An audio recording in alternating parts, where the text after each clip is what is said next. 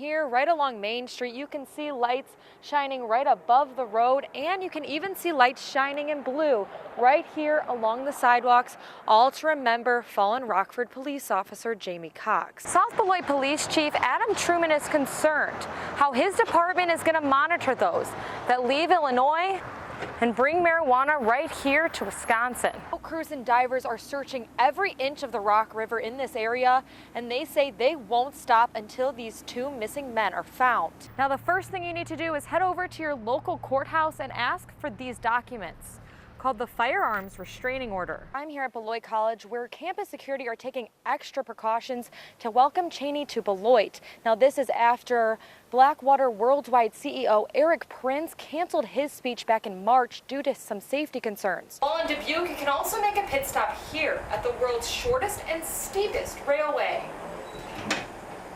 There are people here, dozens of people, as you can see behind me, here at the Unitarian Universalist Church Rockford, where members of Rockford's branch of PFLAG are reading the names of each trans and gender-conforming person who died in the last year. You can actually use your phone. So you go over here, and there's actually a QR code that you could take your phone and scan, and then it pops up in the top, you click on it, and that's how you donate. The community members who have been using this clinic for their animals for years say the staff is animal lovers, and they would never harm a stray animal without first trying to find it a home. The proper way to package a box is to use the 6-strip method. So you'll take one bigger piece of tape and you'll put it along the top of the box and tape it over like this.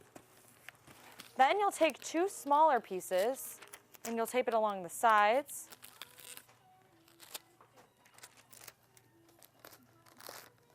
And then you'll do the same thing on the other side. Mike, it all started when a Rock County Sheriff deputy noticed a car that was believed to be stolen. He then heard gunshots and saw the driver leave the vehicle. To help make this a little bit easier for Jack, they also have this controller that allows them to move it themselves.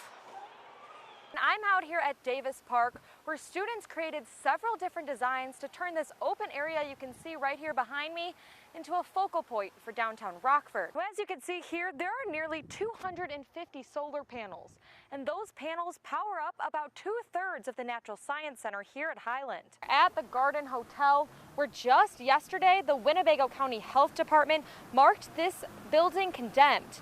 Now, that's after the fire chief noticed alarms going off inside the building. This summer's project focuses on tearing down the parking lot that was previously in this spot and building a much larger one. This is a center that the tennis community describes as a place that taught so many people to love the sport of tennis, and they are just devastated to see the building close. Businesses from around the region arrived here in Rochelle to hear plans for future growth, share some suggestions with city leaders, and explore investment opportunities. I spoke with a few students who say this was unlike anything they'd ever seen before. They heard multiple gunshots, they saw people running out of the building, and they watched police handle large rifles. Right now, each of these machines costs $25, but with this new legislation, that can go up to $250. Many schools around the state line are experiencing a drop in student attendance. Rockford University had a 4% decrease in their overall enrollment from fall of 2017 to the fall of 2018. In 2017, we saw there were 1,262 students. Then in fall of 2018, that was 1,211 students. Brian Robb received a call from a neighbor that nobody ever wants to hear. The barn which holds his livestock was up in flames and starting to crumble. The big topic of conversation tonight is the odor coming from that Winnebago County landfill. Now, Dave Kelly, a board member, says that talk needs to start now about the ordinance regarding its operations. Now, this ordinance has not been updated since the 1960s when the county was the owners of that landfill. Close friends and family came together with balloons, flowers, and candles. Not just to celebrate Mother's Day, but to celebrate Zachary's son Shaquille's 24th birthday. I'm here in the 600 block of Stevenson Street, which is just down the road from where Fort's body was found. Police say that there was an incident at this location that is a part of their investigation into Fort's death.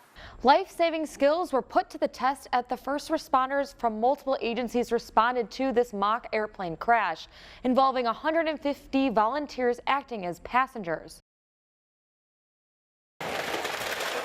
Real that they're tearing it down. It's a little saddening. It really hurts me that they're tearing down all these old, beautiful buildings. After 123 years, the Kishwaukee Elementary School building is coming down. But many community members say the memories made will never be forgotten. Recess time, when they used to make the big snow plows back in the back, we used to play King of the Mountains back there in big snowball fights. Johnny Rucker attended Kishwaukee School in the 80s.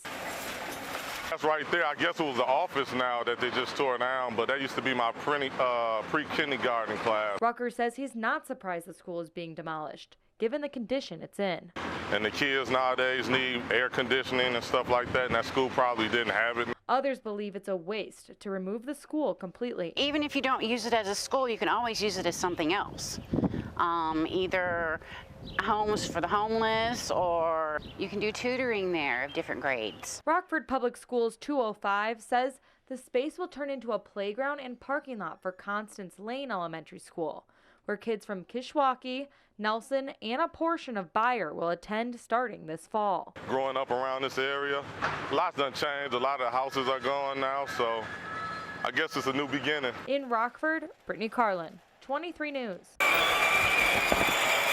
7-year-old Jack Hughes was born with cerebral palsy, and because of his disability, he could never play like the other kids. As a parent, it's the one thing that when you have a child with disability, you want them to have friends. Jack's parents bought a motorized toy car and reached out to Hononegah High School's State Line Robotics team to see if they could find a way to customize it to Jack's needs. We're looking for them to adjust the double joysticks to just one side. The robotics team ended up doing a whole lot more. We started off by getting the wiring done and programming it so that we had the base so it would actually move. Then we wanted to keep him comfortable with the seat, and we want to make sure he had his head positioned right and make sure he was comfortable with what he was in. To help make this a little bit easier for Jack, they also have this controller that allows them to move it themselves. It's really great because I could see him at school now playing with all of his friends, and it makes me really happy. Jack's older sister Molly Hughes has played with him every day since he got the new chair. He likes to spin in a circle and then stop and run forward and hit me with it. That's one of his favorite things to do. In Rockton, Brittany Karlin, 23 News.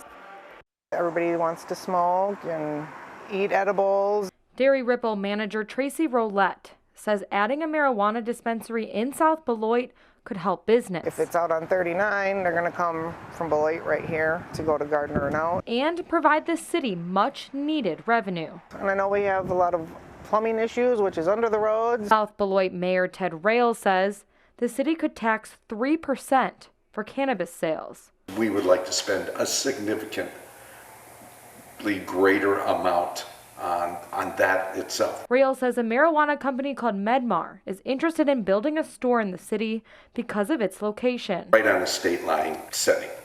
So the population that would take advantage of marijuana sales, it's far expanded. South Beloit Police Chief Adam Truman is concerned how his department is going to monitor those that leave Illinois and bring marijuana right here to Wisconsin. I also worry about people abusing marijuana just as some do alcohol. Which is why Truman says training will be the most important part. The entire staff will be trained on what to look for, how to detect people that are driving impaired. The potential for the city economically is remarkable. Working for you in South Beloit, Brittany Karlin, 23 News. We're running so many runs now that volunteers just can't complete that task. If we have 2 or 3 calls in a row, who's gonna go on the second and third calls? Those are our big concerns. Getting that first unit, especially on a fire or especially in a cardiac arrest, to get that first unit in the ambulance on scene quickly is the real critical thing. Community fire departments across the country are experiencing a shortage of volunteers. Being a volunteer fireman or a paid-on-call firefighter, it's a big commitment. And a lot of people get here, and then all of a sudden, getting up in the middle of the night, that's really not what I want to do, and they don't last very long. So there is a high turnover. just gotta go with it. You know, you gotta roll the punches, and you gotta respond. That's kind of what you agree to when you sign up. Garrett Andrews is a volunteer with the Cherry Valley Fire Department. I've always wanted to help people. I was always interested in emergency medicine. I kind of took an EMT class and fell in love with it. For Andrews, becoming a paid-on-call firefighter wasn't exactly what he expected. It was a lot more physical than I thought it was going to be. I was more into the EMS side of things. But he stuck with it, even through the challenges of working 2 other jobs. I work for Lifeline Ambulance. It's a private ambulance company based out of St. Anthony's Hospital. Also, I do just some construction, landscaping work on the side as well. Volunteer firefighters typically receive calls through an app on their phone, alerting them to respond. It gives me the specifics and it'll map it out. I have a pretty generous boss when I'm working with landscaping, and if I'm in the vicinity and there's a call, he would let me come down. After accepting the job, a volunteer must drive to the station, quickly put on the suit, go and get on the fire truck,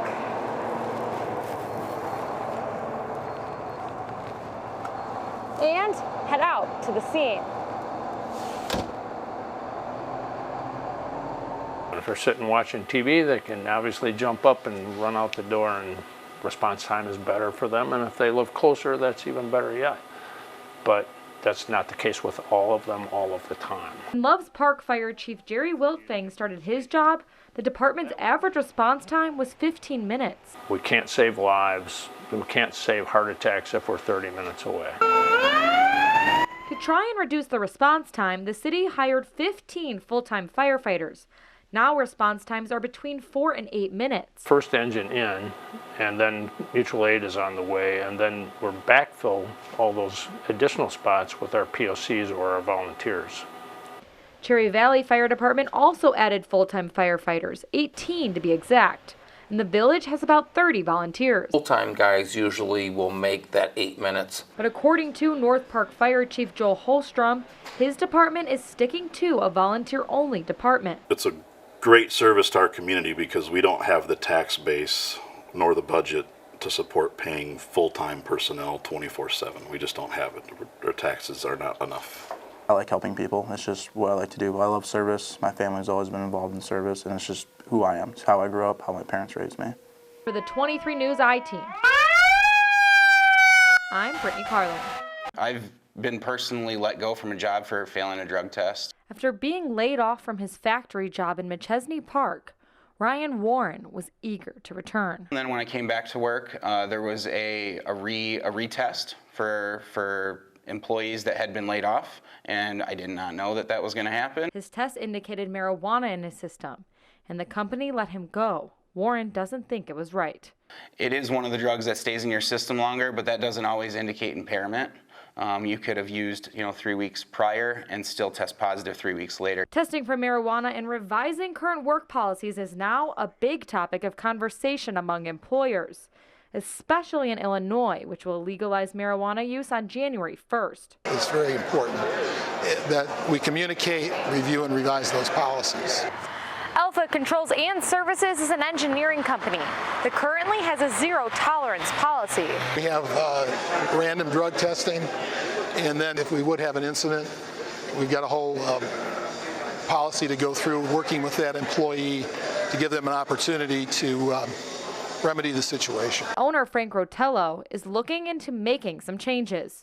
We value our employees. They're our number one asset, so all of these things revolve around how we deal with our employees, and especially in today's world where you're trying to attract and retain talent, you've really got to look for the best interests of your employees. Since many of Rotello's employees are at job sites assisting customers and using company vehicles, he believes continuing with a policy similar to his current one might be best. Making sure we're in compliance, not only for the safety of our employees, but also overall cost of implementing the new policies on our workers' comp and other things. The big issue here is how do you balance the Illinois law, which allows an employee to use a lawful product like marijuana outside of working hours, and the law which says that an employer cannot discriminate against an employee because of the use of those products, versus the employer's right to have policies and to maintain a drug-free workplace. Attorney Jim Paragus focuses his practice on employers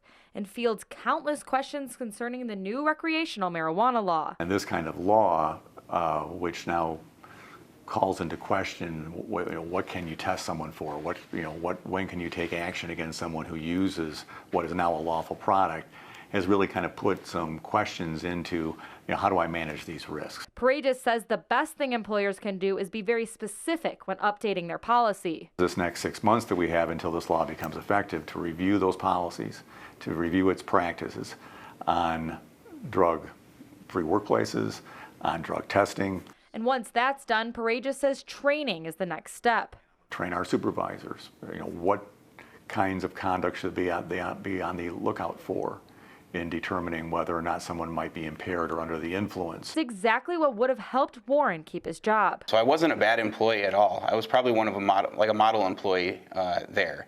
But that one little thing was a deal breaker for them. Warren believes everything happens for a reason, and failing that drug test brought him to Maple Glen Care Center, where he helps people find the right strand of medical marijuana to ease their symptoms. I'm sure I help people in some way or another, but this I have more of a hands-on, face-to-face helping with people, and that's what I love. I really, really do. For the 23 News I team, I'm Brittany Karlin.